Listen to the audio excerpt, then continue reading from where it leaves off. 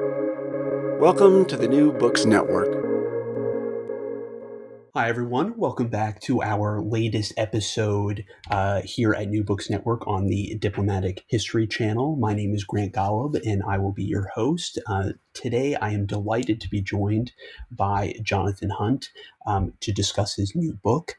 He is an assistant professor of strategy at the U.S. Air War College. He was previously a lecturer in modern global history at the University of Southampton in England.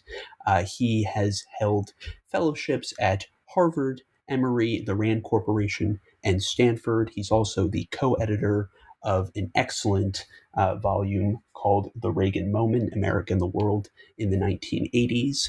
And he has his PhD from the University of Texas at Austin. The title of his book, which we'll be talking about today, which is coming out in November 2022.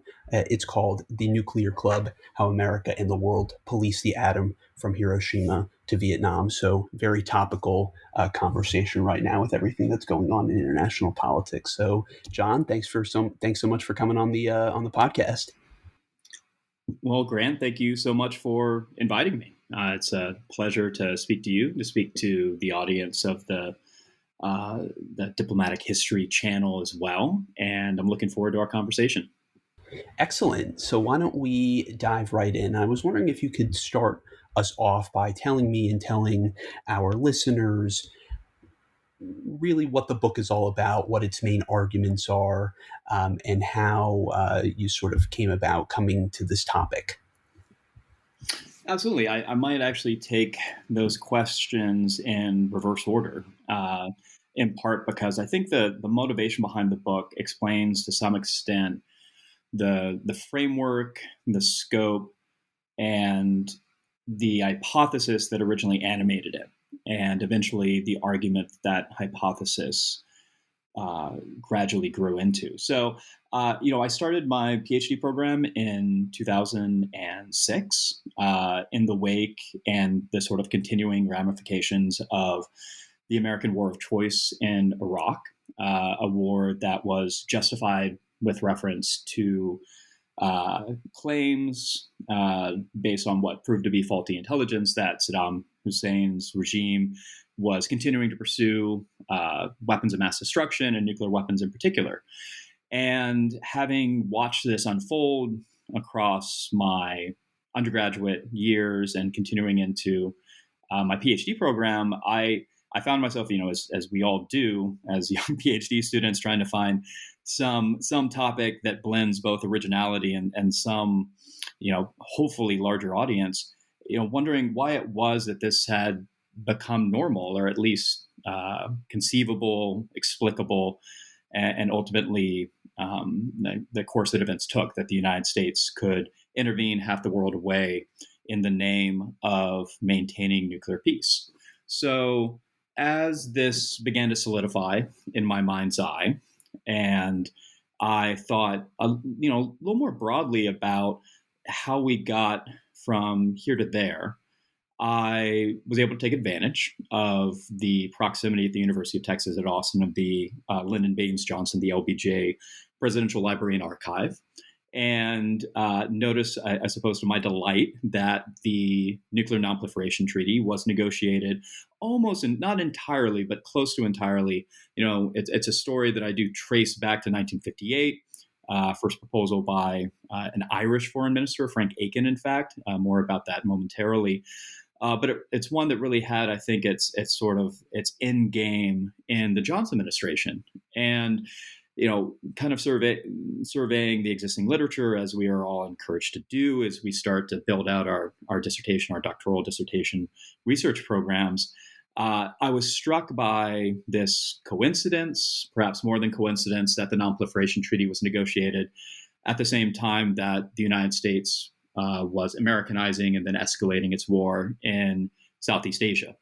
And so over the course of, in my remaining years in my doctoral program, visiting archives across the United States, in Europe, Latin America, I began to develop, I think, what I hoped was an original interpretation of why it was that the United States, with the approval of much of the international community, not all, but certainly a critical mass of the international community, arrogated to itself the authority to intervene in the name of nuclear nonproliferation.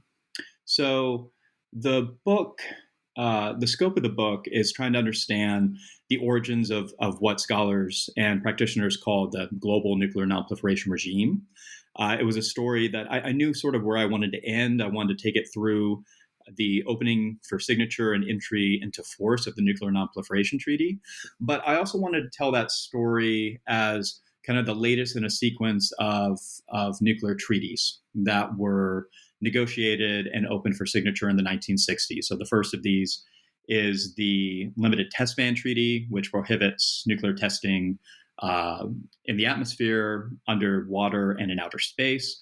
And then following that, the Latin American Nuclear Weapon Free Zone, also known as the Treaty of Tlatelolco, which was finalized in the midst of this NPT endgame, February of 1967, but which was negotiated exclusively by Latin American delegates. So the scope of the book is really focused on these three treaties, understanding them in the midst of a number of kind of interlocking contexts. And I think that will probably get me to, both the main argument of the book as well as some of the subsidiary claims.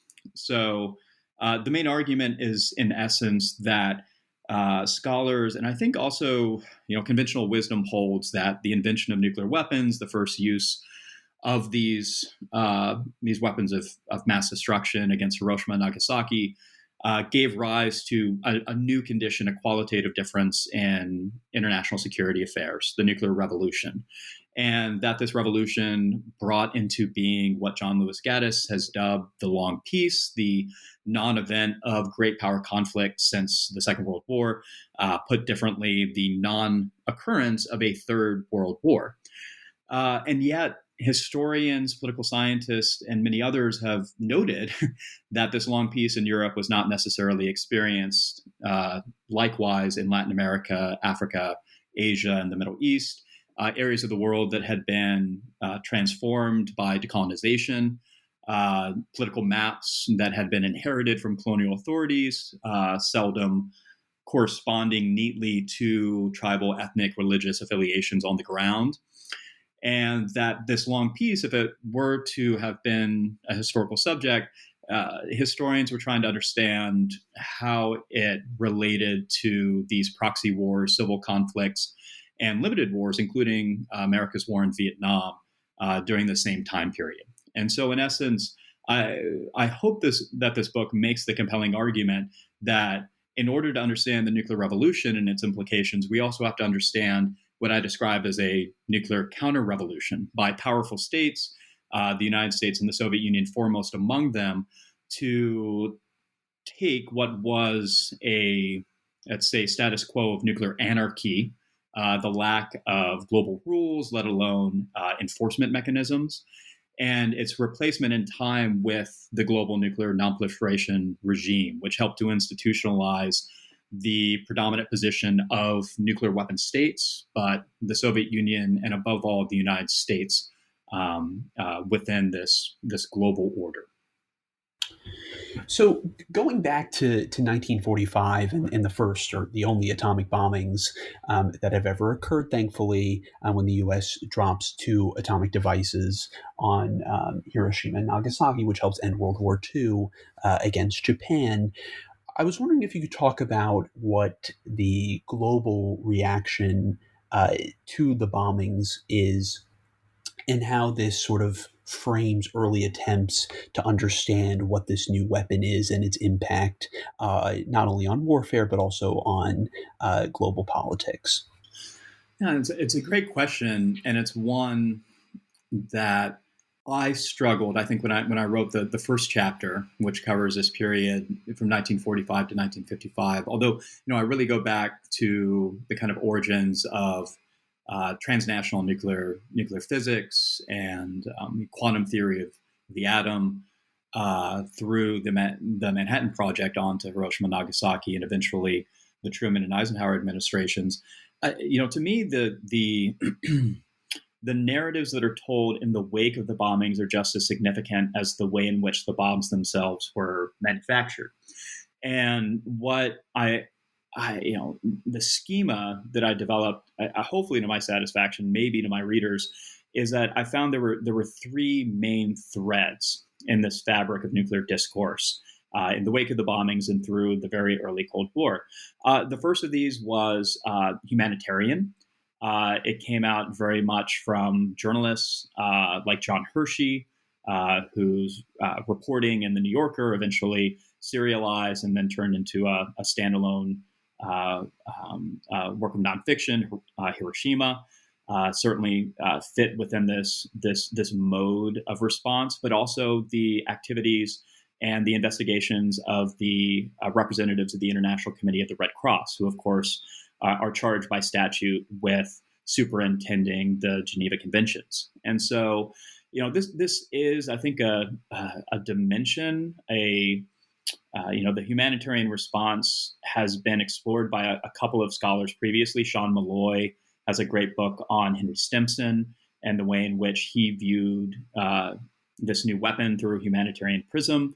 Also, Andrew Rotter's book on Hiroshima makes quite a bit about fears of this very obvious analogy between, at the time, nuclear weapons and their radiological effects and chemical weapons, which of course had already been, or at least the use of which had been illegalized by the 1925 Geneva Protocol.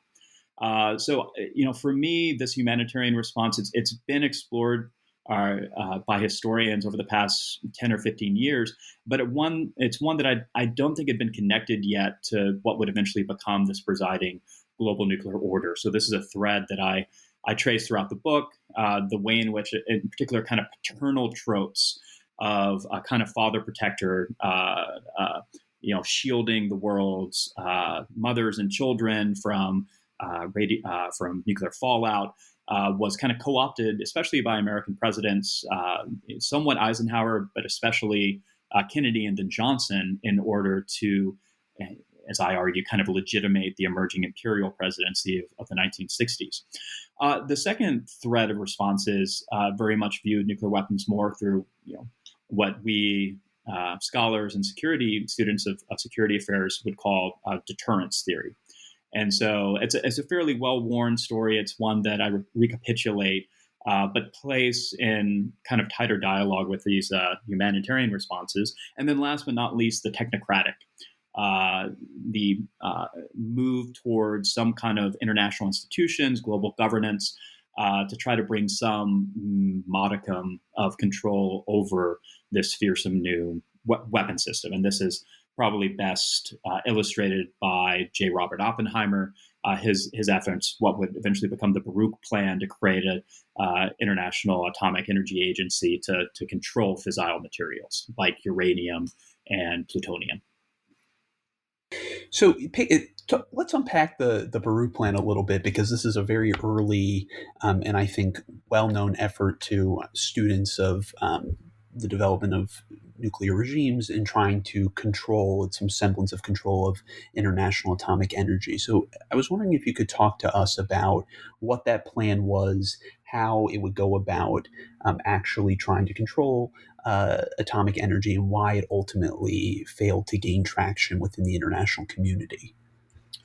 Yeah, so it's a plan that comes out, pretty much in the immediate wake of the bombings, as the international community, but I think also the U.S. government is trying to determine, what to make of these things, trying to answer some fairly fundamental questions, not least of which is, how difficult are these things to produce?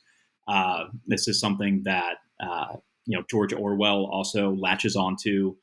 He writes an article in the Observer, "You and the Atomic Bomb," basically arguing, in fact, only the most powerful states in the world have the means to, build these arsenals, and as a result, it's in many ways this article for the Observer is a first draft almost of the setting for 1984, the idea of three sort of monstrous super states by means of these nuclear means of retaliation, of really protecting a kind of oligarchic world order. And it's one that, kind of a theme that I go back to on a couple of occasions asking whether the nuclear club is in some ways that we inherited from the Cold War is in some ways, I suppose, a manifestation or a living embodiment of George Orwell's warnings. For the U.S. government, on the other hand, they're very concerned not only with the Soviet Union potentially amassing the fissile materials necessary, the expertise and wherewithal, but even allies like the United Kingdom, with which whose scientists had collaborated quite closely with American and indeed sort of European scientists. Many of the scientists, of course, flee fascist and Nazi, sort of the squads in the run up to what would become the Holocaust. Many of these scientists are Jewish or married to Jewish spouses. So the Baruch plan and preceding that, the Acheson-Lilienthal plan is an effort, especially by, I think, scientists within the Manhattan Project, led by J. Robert Oppenheimer, to try to not necessarily put the genie back in the bottle, but to internationalize atomic research, the ownership of things like uranium mines, and to try to find some foolproof manner of ensuring or nipping a nuclear arms race in the bud. And ultimately, it's undone by for a couple of reasons. The first of which was they just sort of misestimated. Oppenheimer believes there's really a finite amount of fissile materials, in particular uranium and thorium, in the world, and that it shouldn't be that hard to sort of identify them and take control of them, when in fact there's far more uranium out there than they necessarily understood, and much of it was in the hands of what would become communist powers. The second is that the U.S. government, as the Cold War, relations between Washington and Moscow start to freeze, is just less and less interested in international cooperation. So Baruch is Bernard Baruch, who's this New York financier, a Democratic Party sort of fixer, and large fundraiser as well, is brought in to sort of negotiate this on the sidelines of the United Nations, the very new United Nations. And he adds this condition, which is essentially any country that's found in violation of this agreement would be immediately subject to sanctions and even military force. And the Soviets, which had fought tooth and nail to include vetoes for the permanent members of the UN Security Council, which includes, of course, themselves, the United States, France, Great Britain, and what is at the time the Republic of China, it has absolutely no interest in putting themselves under the gun. I mean, they've already launched their own military nuclear program. They've secreted blueprints out of Los Alamos via Klaus Fuchs. So, in essence, Baruch is asking them to justify their own, military intervention against themselves.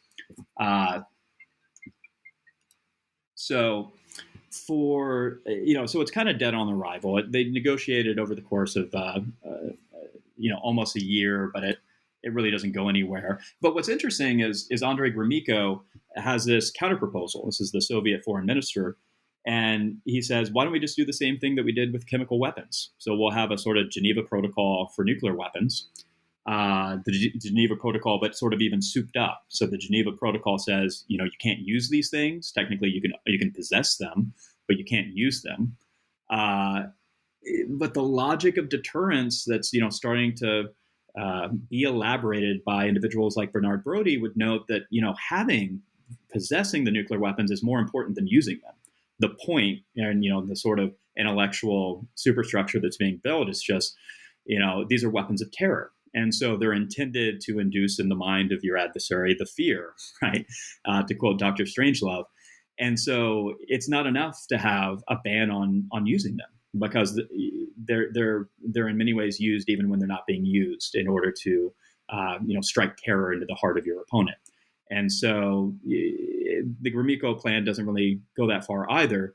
But I argue in many ways, both the Gromyko plan and the Baruch plan, sort of elements of both, find their way into the non-proliferation regime, both through the Limited Test Ban Treaty and the Non-Proliferation Treaty.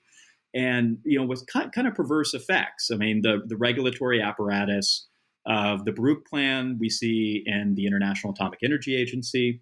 which is sort of tasked by the NPT to develop the actual, to actually implement these controls over fissile materials, but also the humanitarian dimension, where there's a kind of moralism imbued in the Non-Proliferation Treaty, this distinction, qualitative distinction, normative distinction between conventional and nuclear war and threats of war, which ultimately justifies preventive war. The book argues. So after the failure of both the Baruch Plan and the Gromyko Plan to actually come to some sort of agreement on how to control international atomic energy, that these early efforts kind of flounder. How does Washington react? Actually, I should back up a little bit. But at the same time, Washington can sort of take a little comfort in knowing that at the time they have this atomic monopoly. No other country has a nuclear weapons arsenal. They know that countries are trying to develop them, but they think that this is some time off in the distance. And so this is why when the Soviets successfully detonated an atomic device in August 1949, it really comes to somewhat of a shock to American policymakers because they had suspected this would happen in the early 1950s. So how does Washington's reaction to the successful detonation of an atomic device by the Soviets and then, of course, by the British in 1952, obviously a very different kind of country in relation to the United States, but still getting an atomic device all the same. How does Washington's reaction impact, if it does at all, efforts to try and restart maybe some sort of efforts at trying to control the spread of nuclear weapons? Yeah, so there's a great book on not just the Soviet program, but the first Soviet test in 1949, and the sort of I'm not going to say complete and utter, but certainly the surprise that engendered in the U.S. national security state. Fairly new national security state. We're only a couple of years past the National Security Act of 1947, which creates sort of the modern Pentagon, the Central Intelligence Agency as well. And there's a lot of assumptions that go into it that downplay, discount the capabilities of Soviet scientists and the amount of fissile materials, uranium in particular, that the Soviets would be able to get their hands on. And so there's this process in kind of the first 10 years of the nuclear age where the United States is trying to, first of all, make sense of a world in which it has a nuclear monopoly, which seems to give it considerable leverage and the initiative to deal with all these new kind of Cold War crises.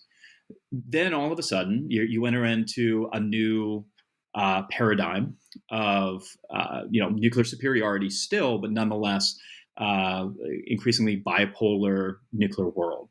And so, it's kind of a funny thing that, proliferation, you could argue, begins with the Soviet Union because the United States is sort of that original, right? It's the OG member of the nuclear club. And so it's really the only state that ever enjoys this kind of, we talk about the unipolar moment in the post-Cold War world, but there's kind of a bit of a unipolar moment in those 4 years before the Soviets test their first device.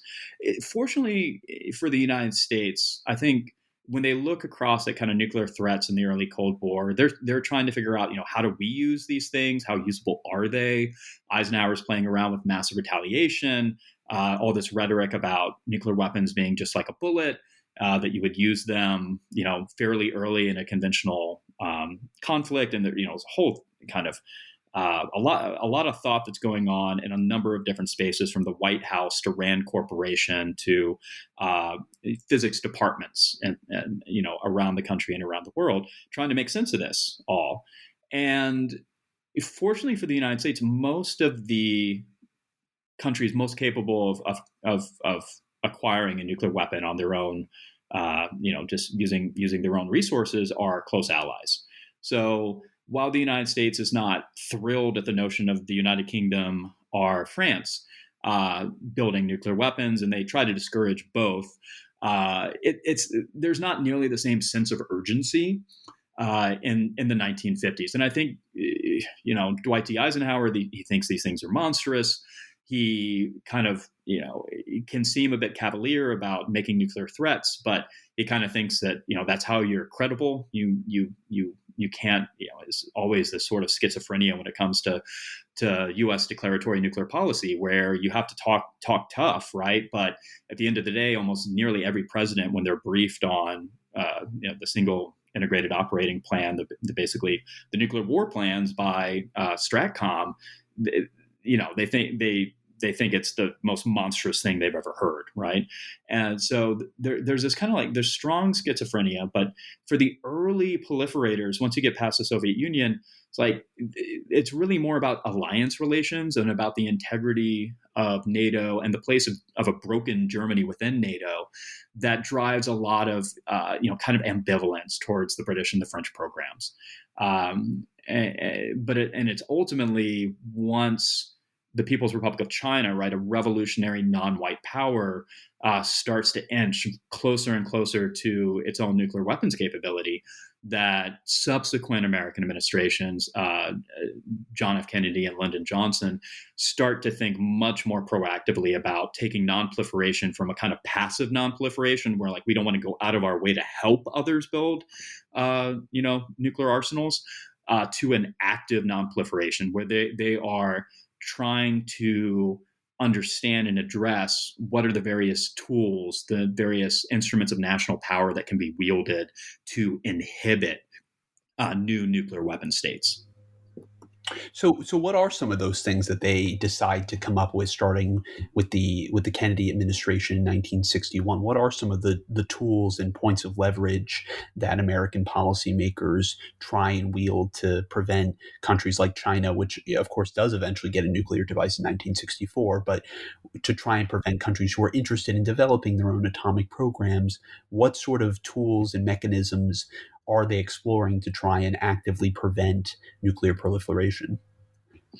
Yeah, and I think I might say not just prevent, but to manage nuclear proliferation. And certainly, I think the Kennedy and the Johnson administration pretty quickly, and there's a lot of shared personnel between these two administrations, so there's a fair amount of institutional continuity between JFK and LBJ. And, there's sort of more maximalist positions. So, Walt Rostow, he comes in as deputy national security advisor for JFK. He doesn't last a long time because he's just he's sort of more Catholic than the Pope about the Cold War. And so he's writing these, kind of audacious, grand plans for going beyond containment, for a kind of messianic liberal internationalism. He calls it common law for the Cold War. And one of the things that really, frustrates him is arms sales. And so he's frustrated by Soviet and Chinese arms sales, particularly places like Cuba, but also Indochina, Southeast Asia. And he kind of groups nuclear weapons and nuclear proliferation sort of in that same basket. And so he's quite maximalist in what he's willing to do. And over the course of the Kennedy and then Johnson administrations, what you'll see is that there's a really kind of an array of tools that they have, that they identify, and that these tools correspond with slightly different conceptions of what America's role in the world should be. And I think, to kind of get at this, security scholars tend to focus on, okay, what security threat do nuclear weapons pose, right? And that's going to determine the behavior, the non-proliferation policies of, say, a regional power or superpower like the United States. When, in fact, a lot of this is about the United States trying to find a way of blending might and right in a very turbulent moment in the Cold War, right? And, so just to kind of list a few of the things going on when Kennedy comes into office, across the 1960s, just a number of territorial disputes in the Middle East, over Taiwan, Cuba, of course. You're eventually going to have territorial conflicts between China and India, India and Pakistan. Of course, the 1967 Six-Day War. South Africa is not exactly, their neighbors are not exactly happy with South Africa's policies in and around Southwest Africa. And so there's just all these sort of Cold War territorial disputes, which date back not just to the US-Soviet kind of ideological competition, but also to just the hangover from colonialism. These kind of, in many cases, almost nonsensical, political borders that were laid down and are just increasingly urgent as decolonization picks up pace across the 1960s. What's more, decolonization is changing the United Nations General Assembly. It's going from, a General Assembly that's fairly responsive to U.S. preferences to one that is more and more dominated by the Third World. I think there are 32 African states and 24 Latin American states in the General Assembly by the end of the decade, by the time the Non-Proliferation Treaty is being negotiated. So that's kind of changing the art of the possible for global parliamentary diplomacy. So, you see a number of different tools that are identified for dealing with with the proliferation of nuclear weapons to new states. And these range from discussion of preventive strikes against Chinese nuclear facilities by the Kennedy and Johnson administrations. I sort of downplay these somewhat. They always knew they couldn't do it without Soviet acquiescence. And from what I can tell, I don't think there was a lot of confidence that they were going to receive that approval, despite the Sino-Soviet split, which is a whole, another thing that's going on in the 1960s. This wedge between, Mao Zedong and first Khrushchev and then Kosygin and Brezhnev over like who really leads the communist world. Is it a sort of non-white revolutionary power out of Beijing, or is it this sort of, European, crusty, increasingly conservative Communist Party of the Soviet Union? So the kind of the more kinetic options I see as not, really like preventive war. There is discussion, but I never see it going that far. Even Curtis LeMay, right, who becomes sort of the chief of the Air Force, it was about as gung-ho as you get for U.S. military officers. He looks at the plans and it's like, so you want us to strike targets in like near modern-day Xinjiang, right? Like these are probably going to be one-way flights, and we really can't guarantee you that we can take out these facilities. Like it's just a really tough problem, let alone getting Soviet authorization for it. So what they end up, I think, relying more on is first of all, external balancing with allies, and in particular, reassuring allies who are going to be most affected by, say, a Chinese nuclear weapon program, but also a prospective German or Japanese nuclear weapon program, right? Like we're less than 25 years past the Second World War. For many U.S. allies, smaller, middle and small powers, Germany and Japan still represent a sort of latent threat to them. And the idea of a nuclear armed Germany or a nuclear armed Japan is fearsome. So alliances are going to be a big part of it. Another part of it is just kind of the example that the United States sets itself with its own nuclear posture. So Robert and McNamara will talk a lot about no cities doctrine, counterforce, trying to reassure Europeans anxious as this U.S. nuclear monopoly has gone from superiority to what looks like parity, certainly by the 1970s. And then international negotiations and treaties. And I think, ultimately that treaty making leg of this non-proliferation portfolio is going to prove the most productive, and I think ultimately one of the most significant. The way in which the United States evolves its alliance relationships in the nuclear domain with allies, both in Asia as well as in Western Europe, we're living with those institutions today. But the treaties as well, we live with too. And so I think that's part of the reason I focus on them so much. Right. Yeah. So I think that is a good time to really start unpacking those. So, but I think it's good to start with. I mean, I think you've been kind of touching on it in your previous answer, but what really becomes the hinge moment in the nuclear arms race in sort of these in nuclear proliferation where the great powers or the nuclear armed powers start coming together to say we need to really create institutional frameworks that are going to control and manage nuclear proliferation and then really try and actively encourage non-proliferation. Where does that shift really start to develop?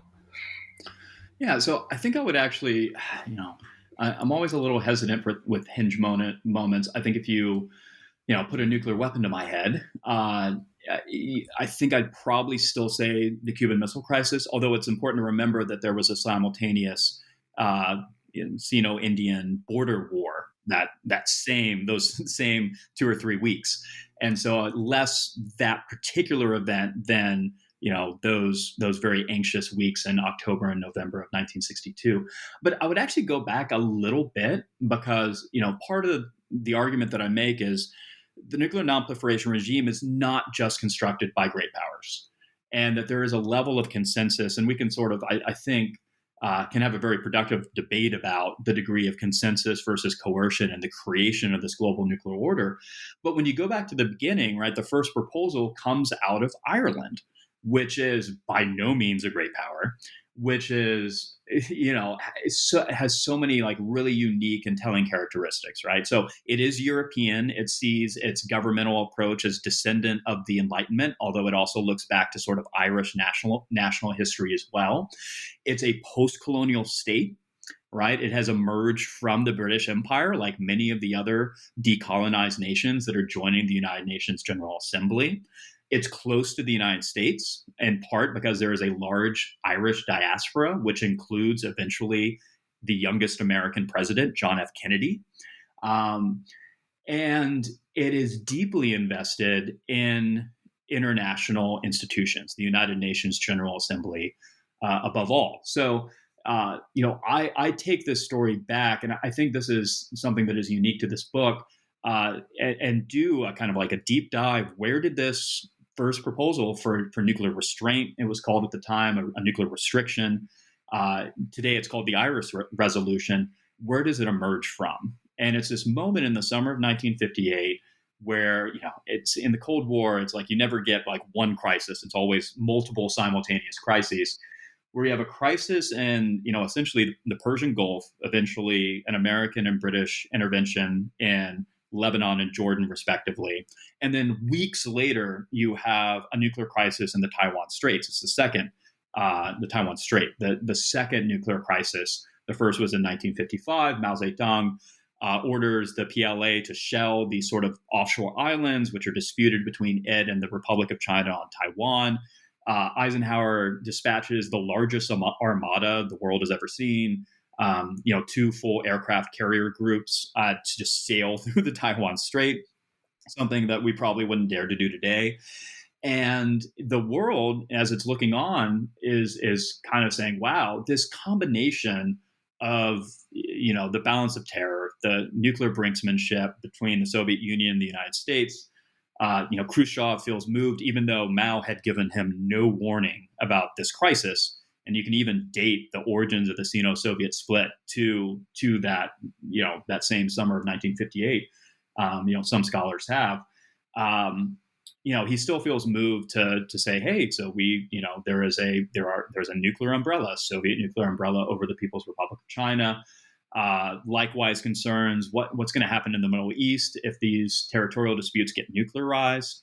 And so Frank Aiken, who had just made this proposal for what he called areas of law, trying to kind of bring UN jurisdiction to these areas of post-colonial territorial disputes, there's a certain amount of paternalism there towards what we would now, at the time was dubbed the Third World.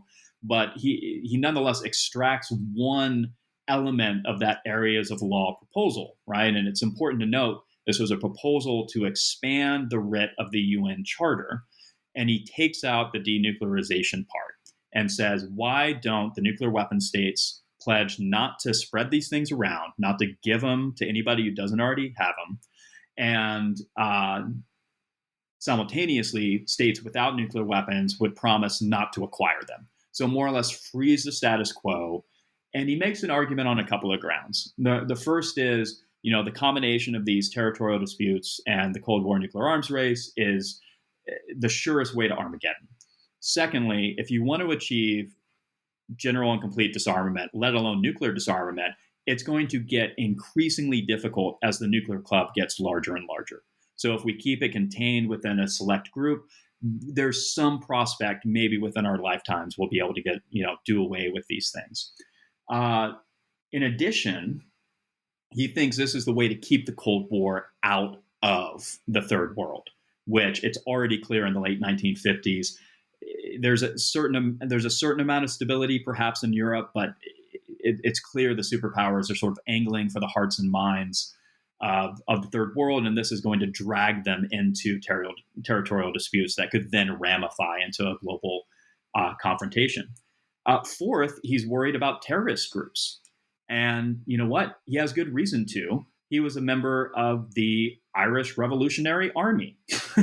That's how he entered into, eventually Sinn Féin and Irish government. He goes respectable, but he has a checkered past. And so I think he speaks from experience that these subnational groups, whether guerrillas or terrorist organizations, one man's terrorists and all that, could in time acquire these weapons. And then last, I think just the concern that you can never be sure that a new nuclear power will be responsible. This is where there is a certain racialized dimension to this. Aiken, it's there, although I think it's a little more implicit. But in the case of the United States, right, you have some language about especially the People's Republic of China. But then, I'm gonna blank now. William Fulbright, right? When they're discussing the Non-Proliferation Treaty, whether they're going to ratify it in '68, he makes a comment like, "What we're afraid of are these nuclear pygmies," right? Which is, it doesn't get more racialized, and that's probably putting it kindly. This was the Democratic senator from Arkansas, after all. So. I see that as really like the founding moment. I think it connects it to sort of larger stories in, post 1945 history, decolonization, the United Nations, territorial disputes, and of course the Cold War. But it's one that, it's not just the great powers who are worried about this. And eventually, over the course of a couple of years, Aiken convinces, enough delegations in the United Nations General Assembly, but most of all the Soviet Union and the United States, that a nuclear non-proliferation treaty would at the very least not be would not injure their national interest. And so that's kind of where I start that story. Mm.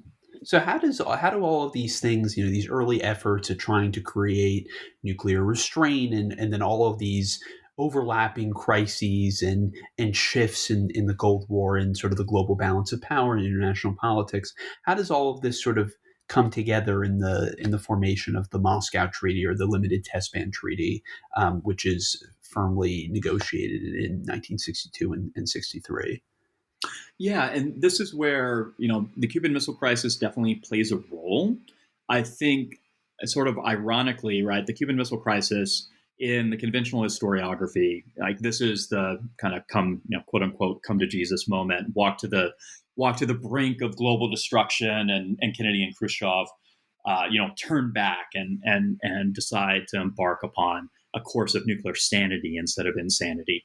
And, yes, there is truth there. I think there's also domestic political reasons that both Khrushchev and Kennedy see a need to sort of consolidate themselves as leaders after the Cuban Missile Crisis. Kennedy comes out a lot better.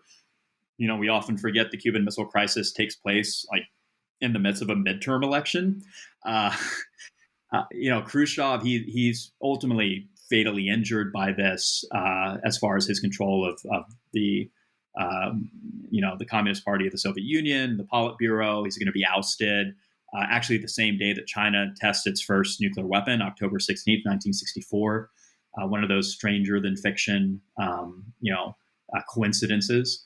And, for both of them, what's striking when you kind of really dive into the material, sure, Cuban Missile Crisis wanting to signal, I think, to domestic and international audiences that these were statesmen, right? They were capable of steering the helm of state in a responsible manner, away from, these kind of nuclear whirlpools and towards some kind of common safe destination.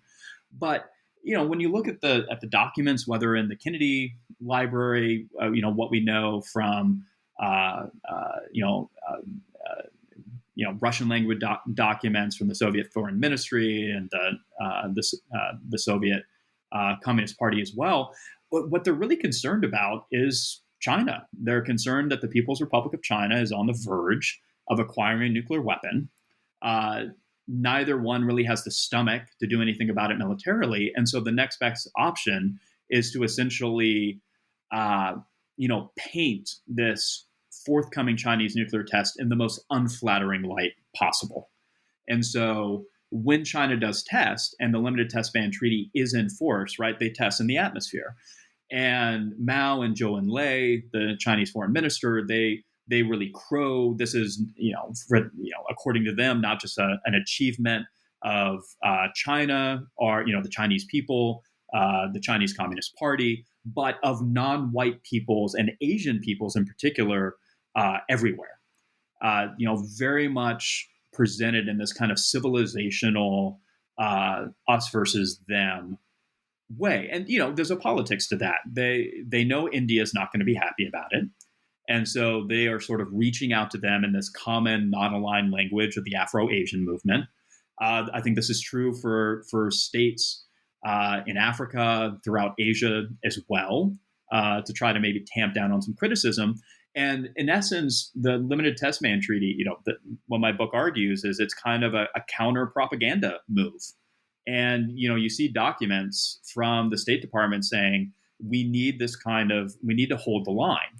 And if we hold this line against a forthcoming Chinese atmospheric test with the Soviet Union, with our allies, and with non-aligned and neutral parties around the world, we will be able, and keep in mind, this is a period where the United States does not recognize the People's Republic of China.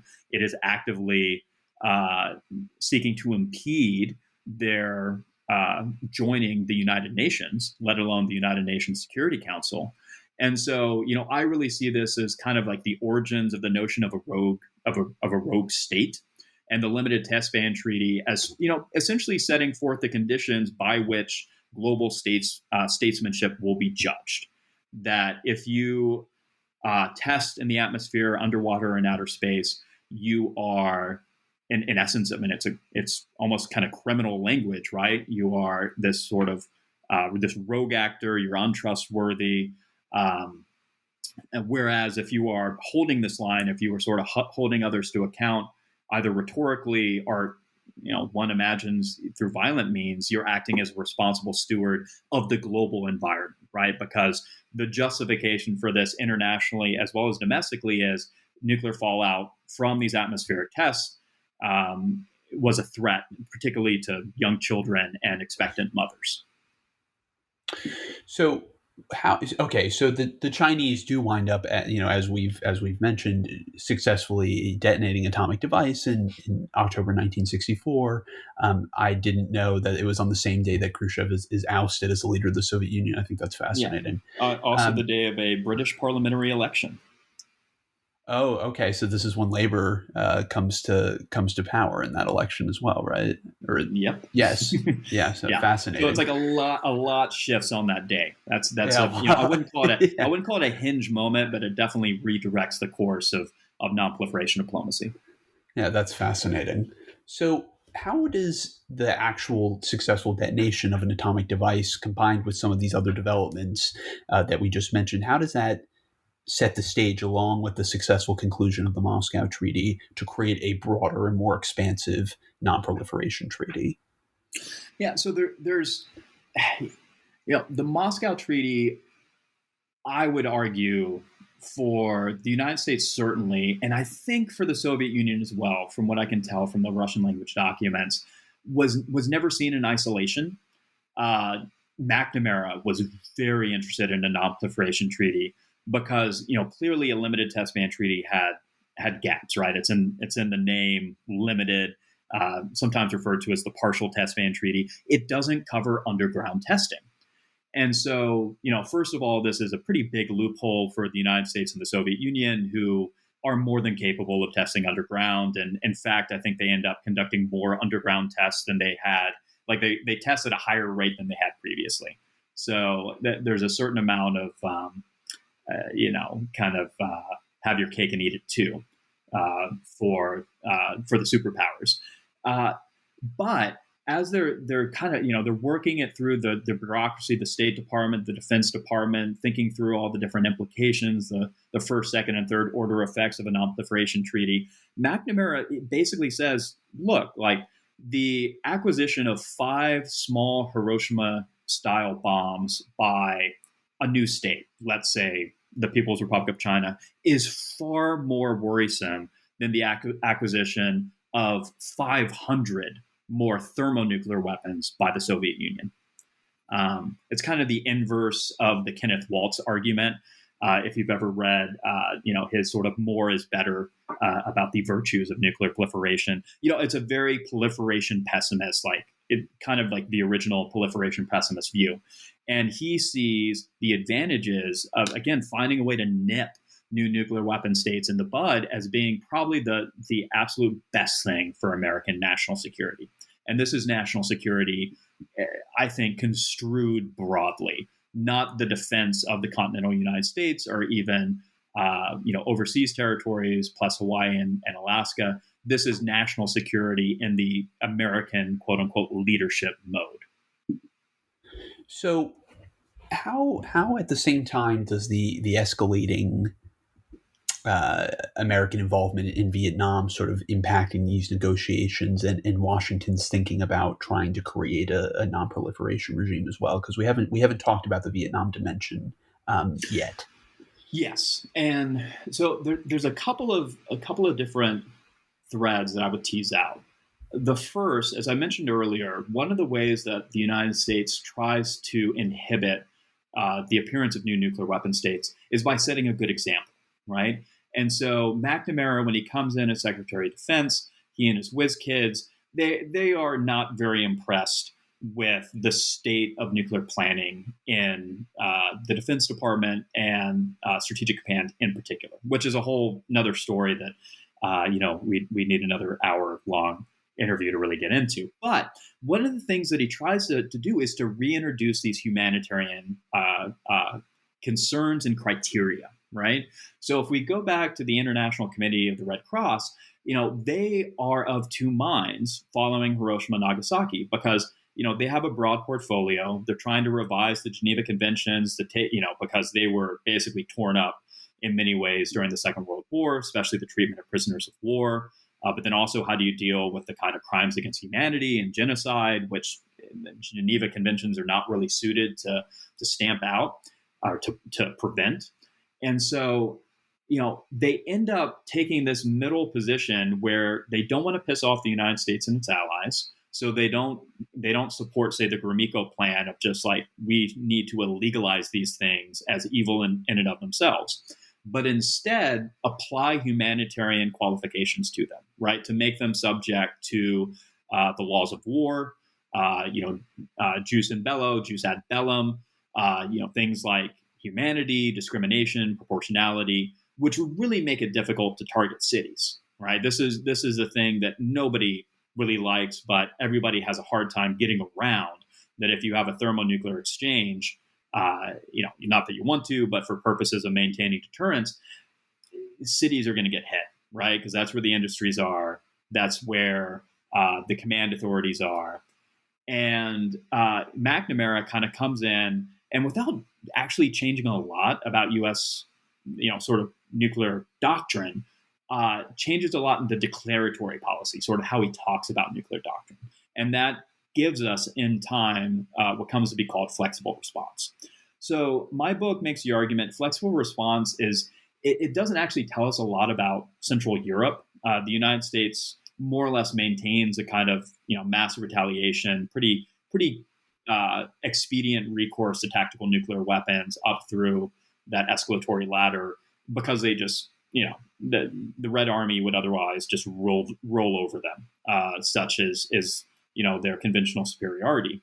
But elsewhere, particularly in Southeast Asia, flexible response provides and has kind of two upshots. The first of which is that it humanizes the U.S. nuclear deterrent by introducing things like, okay, we're going to go after military targets, we're going to avoid hitting cities, and the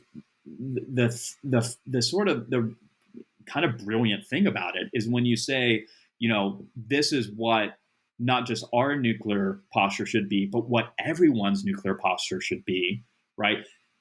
Counterforce is way more expensive, far more difficult to achieve than what they, very cynically and clinically they call counter value meaning like civilians. And for the French in particular are like, oh well, that's great for you with the U.S. economy that's still 40% of global GDP. For us, that's not really achievable. So McNamara kind of very slyly, by introducing flexible, also known as graduated response, it kind of prices people out of the proliferation business, or tries, right, by setting this declaratory example. What it also does, however, as the Kennedy and Johnson administration try to convince allies and partners around the world, not just in Western Europe, but also in Southeast Asia and East Asia, that they will come to their defense even if they are threatened by massive conventional forces or nuclear forces, is they start speaking much more freely about using tactical nuclear weapons outside of Europe. And so they bring it up with the Iranians, they bring it up with the Indians. They're discussing us, placing atom bombs on a sort of mothballed carrier in the Indian Ocean in the event of another Sino-Indian war, so that Indian fighter bombers can pick the atom bombs up as a kind of like half in, half out nuclear deterrent. And so flexible response, it sort of, it both lowers the bar for the use of nuclear weapons, it provides this kind of humanitarian gloss to them, but it also serves to justify or at least make far more conceivable American military intervention abroad. And so that's, part of how Vietnam comes into the story. The second way that Vietnam comes into the story is, the Non-Proliferation Treaty following the opening for signature of the Moscow Treaty in August 1963. There's initially a lot of progress. Khrushchev is very interested. For the Soviets, anything that would further bind the Germans' hands and keep them away from nuclear weapons is a good thing. The problem is, like with the Indians, the Americans are talking about, hey, is there a way that we can provide NATO and NATO members with greater control over nuclear weapons, right? That we can sort of bring our Western European allies and partners, Canada as well, but especially the West Germans, into the nuclear enterprise, so they have greater confidence that we will, come to their nuclear defense, even if it means that we make ourselves vulnerable to a Soviet strike on the continental United States, right? This is the kind of great dilemma that Washington faces at the time. And Khrushchev originally is like, okay, yeah, let's do it. And the Eastern Europeans, have to pull him back. Basically, the Polish prime minister, also the East German government, see this sort of NATO nuclear force for what it is, at least from the German perspective, that it's really about political leverage, that it's going to provide Adenauer and then Ludwig Erhard, his successor as chancellor, and eventually Willy Brandt, with capital that they can use in order to more effectively pursue their dream of a reunified Germany, right? And potentially a reunified Germany that remained in the Western Alliance. So Khrushchev gets pulled back from the brink.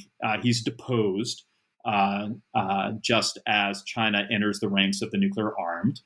And it's slowly in Geneva, where the 18-nation Committee on Disarmament, 18, so there's 5 capitalist, 5 communist, and 8 neutral and non-aligned states negotiating nuclear arms control treaties, foremost among them the Non-Proliferation Treaty. And you start to get this momentum building across 1965, 1966.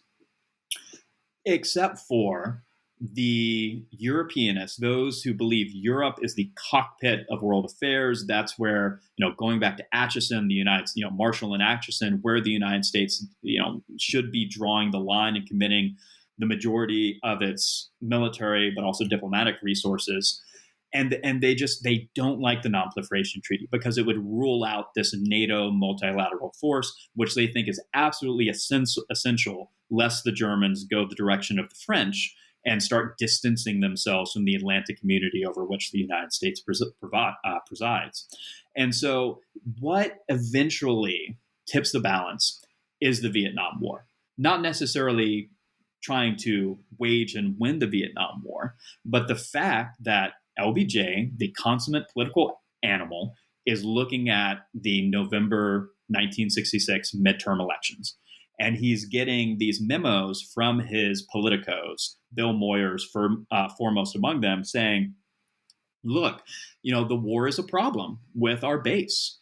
And one way in which we can convince our base, and in particular suburban women, which are going to be absolutely key to your great society, which relies on Democratic congresspeople, is to convince them that you are a nuclear peacemaker. It worked for Kennedy with the Limited Test Ban Treaty in '63, and it can work for you too. You just need to stop listening to these Europeanists, and George Ball in particular, in the State Department, who love the MLF and hate the NPT. And Johnson, and that's what happens. Johnson, the memos it's very explicit. It's like, find a solution to this problem. And it's submitted a day after the final memo from Moyers arrives. And Moyers tells him, you should be on the side of the angels, right? And the side of the angels was with the proponents, these sort of who I term the nuclear guardians or the nuclear globalists in the Arms Control and Disarmament Agency led by Bill Foster. And LBJ finally, he's been wishy-washy. He makes a decision. He goes with the NPT, shelves the MLF, breaks it to the Germans, and finally moves on. And that unlocks finally this U.S.-Soviet consensus at the heart of the treaty. So that's really fascinating. So really, this domestic political consideration really pushing LBJ to come out firmly for the NPT, finally sort of killing off the MLF. A whole different story about the development of that that we would need a lot of time to unpack. But what really gets the NPT? We're now sort of moving to the end of the Johnson presidency, and then going into the Nixon one. What really gets the NPT over the line? What do you find that really solidifies this as the overarching framework for nonproliferation? Yeah, so it's one of those cases where it's really the sequence is really important. And I would say it's not just like getting it over the line, but there's this window and it's closing very quickly. Partly this is because new nuclear weapon powers are emerging. China in '64, Israel probably has, if not a weaponizable, then sort of a fledgling basic nuclear capability in 1967. India would test in 1974 and probably could have gone sooner than that. So the window's closing. You have conflicts. So the 6-Day War, which really brings a spotlight on how these territorial conflicts and nuclear proliferation could be a very combustible mix that the superpowers would very much struggle to keep control over. But I think this window also means that neutral and non-aligned states end up having, and also U.S. allies, end up having a lot more say over the exact form a non-proliferation treaty takes than would have otherwise been the case, right? And so if you want to run the counterfactual, if Kennedy and Khrushchev had managed to agree on a non-proliferation treaty in 1963, and then after Kennedy's assassination, Khrushchev and Johnson, I think you get what are the first two articles in the non-proliferation treaty. That's what spells out non-proliferation, right? You cannot acquire, nor can you transfer these nuclear weapons. There's more wording than that. It's a legal document, but that's kind of what it boils down to. The other articles that find their way into the treaty, what experts on the Non-Proliferation Treaty and global nuclear politics called the grand bargain, would not have been in there otherwise. And so those are added at the insistence of these neutral and non-aligned states, many of them sort of middle powers, the regional powers, especially India, Brazil to a slightly lesser extent, they see, this is a real possibility for them, right? And it's kind of something new under the sun to say, oh, certain states shouldn't be able to have the most powerful weapon that's ever existed. Like that kind of happened with battleships, with the Washington Treaty, right? But like this is kind of going beyond that. It's creating a two-tier international hierarchy that is sanctified by the UN Charter, right? So India and Brazil, they especially India goes from being very supportive to increasingly in opposition. And part of that's what's happening with China. But part of that is just the Jawaharlal Nehruvian, ideas of non-alignment and, nuclear self-denial are just starting to dissipate internally for domestic reasons too. So this window from kind of 66 to 68 is striking for a couple of reasons. So the neutrals and non-aligned introduce what become Articles 3, 4, 5, 6, and 7. So, the third one is negotiated still primarily between the superpowers, but with a lot of input from Western Europe, because the European Atomic Energy Community, also known as Euratom, has existing safeguards and verification. And so that gives them leverage over determining the type of verification that would be put in place, really kind of gets you to a lowest common denominator. Big problems down the road with countries like North Korea and Iran and Iraq, but Japan as well, who's saying, "Hey, if your European allies are getting the sweet deal, we want that sweet deal too. We want to sell nuclear reactors to the developing world." At the same time, the Latin American states, it's a process that begins in the wake of the Cuban Missile Crisis, but it's really taken over by the Mexican Foreign Ministry and the Deputy Foreign Minister, Alfonso Garcia Robles in particular. They negotiate this nuclear weapon free zone in Latin America and the Caribbean, finalized in February of 1967. The U.S. is supportive. It sets some great precedents from Washington's points of view for the NPT. This includes the involvement of the International Atomic Energy Agency, but also some kind of questionable language about what is a nuclear explosive. Can you distinguish between a nuclear explosive that you might use for civil purposes, like blasting a new harbor, from a nuclear weapon? The superpowers say no. Signatories to the Treaty of Tlatelolco say yes, and so that creates problems as well. But this window allows the neutral and non-aligned states, and also those who are kind of positioning themselves for market share in this global nuclear market, to influence the treaties in ways that would kind of have three effects. The first is to ensure that countries could still establish a closed fuel cycle, which means that even if you sign up to the treaty, you can go right up to the brink of an independent nuclear arsenal. And this is essentially what Japan has today, right? Secondly, that there will be support for nuclear weapon free zones around the world, and a lot of language that seeks to create equity in a future global nuclear order. And then last but not least, an article that would specify an obligation on the part of nuclear weapon states to negotiate in good faith for the reduction and eventual elimination of nuclear weapons in the context of general complete disarmament. And this is probably the most, let's not say controversial, but definitely the article in the treaty that probably garners the most interest and scrutiny when treaty signatories meet every 5 years in New York.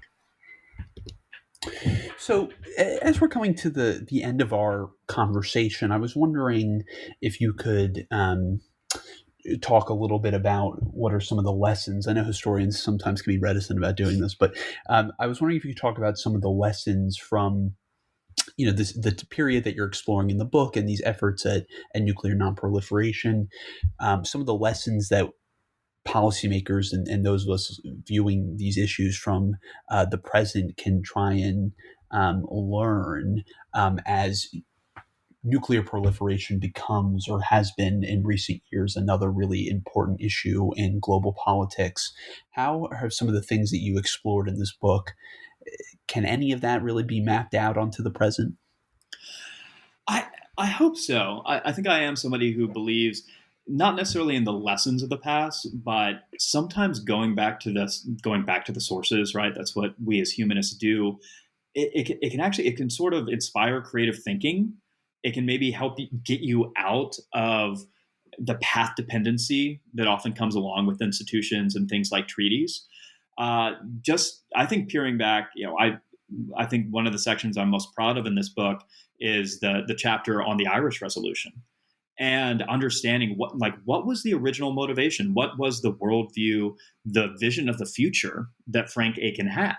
And for Frank Aiken, the guiding light was to establish and reinforce the United Nations and the United Nations Charter, right, as the seed for world government. And we've lost that, I think, vision entirely, at least when it comes to the Nuclear Non-Proliferation Treaty.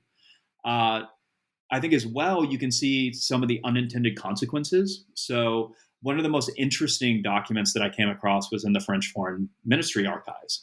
And, the Non-Proliferation Treaty, there are a lot of kind of concurrent efforts that go along with it. But one of the questions they're trying to resolve is security assurances. So if you have states, it's quite commonsensical. If you have states pledging to do without the most powerful weapon, deterrent weapon at that, and ever made, ever invented, it seems logical that you would offer them something in exchange for their security. And for various reasons, not least of which the Vietnam War, because the United States does not want to unilaterally rule out the use of tactical nuclear weapons in Southeast Asia, the Pentagon refuses to sign up to a negative security assurance. This promise that if you do without nuclear weapons, we will not target you. You will not be a target of our nuclear arsenal. Now, the French, they're looking at what is ultimately the compromise, which is a security assurance through the UN Security Council. And it's, at the end of the day, kind of a pretty watered down document. There's nothing that requires nuclear armed permanent members of the UN Security Council to come to the assistance of a state threatened by nuclear weapons or the victim of nuclear violence. But what the French say is this non-binding resolution, for whatever worth it has, they don't think it's worth much more than the paper it's printed on. It establishes certain perverse norms in international society that could have dire consequences. The first of these is they use the word hierarchicizing. It's maybe the French doesn't translate, creating a hierarchy between the use of nuclear violence and conventional violence, right? And so you can see seeds of, say, the Bush administration's Bush Doctrine, based on opposing the spread of weapons of mass destruction, right? As a sort of, in many ways, warrant for exceeding the UN Security Council when necessary, right? In the name of maintaining nuclear peace and avoiding proliferation.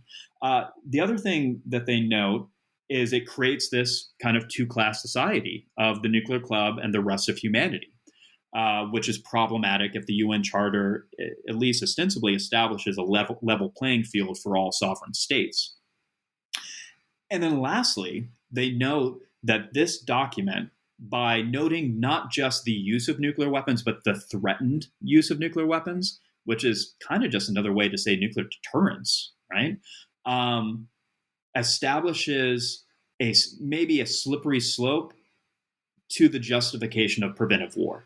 Right. And so this is in April of 1968. They write out this sort of like legal, kind of like legal study of the treaty and this security assurances package. And they more or less call the Iraq War like 40 years before it happens. Right. That even though this Security Council Security Council resolution really isn't cited that much afterwards, it nonetheless speaks to this growing normalization and criminalization of nuclear science technology in the international system, one that would make it easy for a state like the United States, a permanent member of the UN Security Council, to justify preventive war in its name, but even a state like Israel to conduct preventive strikes against Syrian or Iraqi nuclear facilities because of this same norm, that this threat of nuclear weapons, because it is seen as so absolute and ultimate can also have the kind of very dangerous, I suppose, just create grounds, right, for doing what is otherwise prohibited by the UN Charter, which is wars of aggression, wars of choice. Yeah. Well, we'll have to leave it there. So I just want to say thanks again, John, for coming on the podcast. I thought we had a great conversation. The book is The Nuclear Club: How America and the World Police the Atom from Hiroshima to Vietnam. It's been published by Stanford University Press, and it is out now, so you can pick up your copy, and you absolutely should do so. So thanks, John, again for coming on, and thank you all for listening. Thanks, Grant.